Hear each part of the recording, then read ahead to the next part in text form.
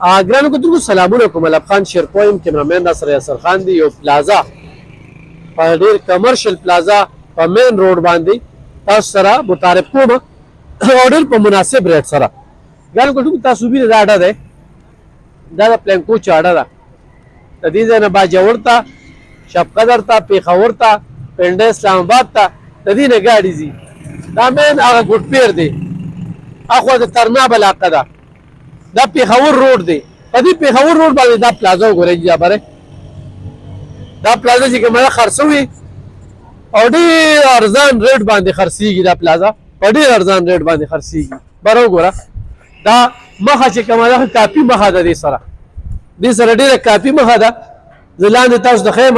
دا لاندې ړومبې چې موږ راننوځو دا بیسمنټ درته ښودی. بیسمنټ وښایې ورته.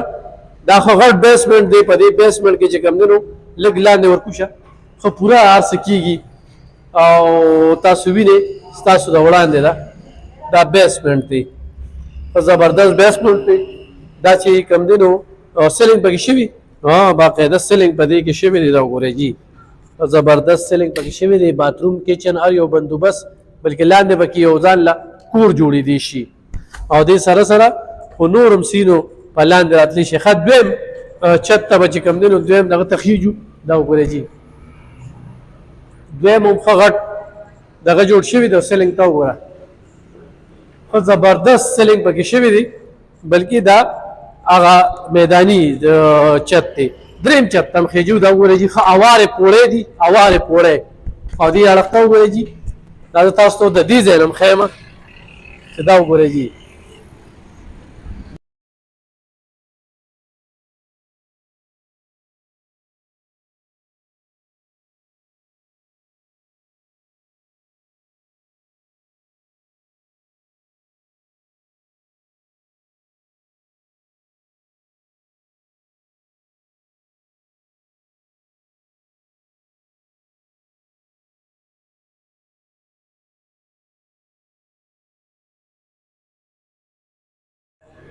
دا دریم چت دی. ښه خو زبردست غټ خال ته وګورئ جي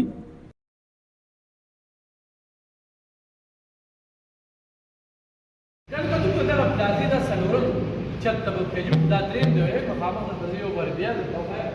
دغه بلکل ډېر زبردست هوټل لپاره او سکول لپاره د هر څه لپاره چې کوم دی نو دې کې په ځای کېږي. تاسو ډاکټر شوي دي چې ډېر په شوق باندې هغه روډ جوړ کړی دی. ډېر په شوق باندې هغه روډ جوړ کړی دی او د هغې وجه او د دغه شهر کې خرڅېږي ولې دا وګورئ. او دا څلورم چت ته وګورئ. کچن باتروم ټول زبردست دی.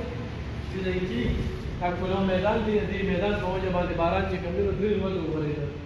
دا لاندې اوبه چې کوم دي دا بس هر څه شوي دي خو لکه لاندې پکې څه نه دي شوي.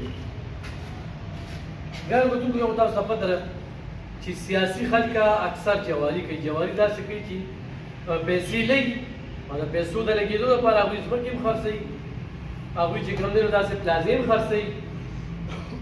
سیاست دی نو سیاست کې خو دا کېږي نو د دې کوم مالک دی هغه د انتخابي مجبوره دی او د هغه د مجبورۍ په وجه باندې دا خرڅوي.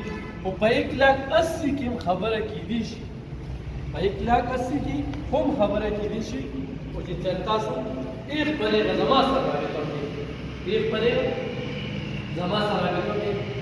ډېر زبردست پلازا ده، کمرشل پلازا ده او ډېر په ښه ځای کې ده.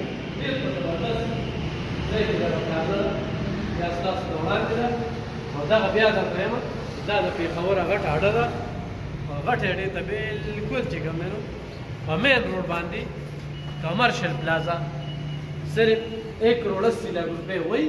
خبره به کېدی شي ضرور رابطه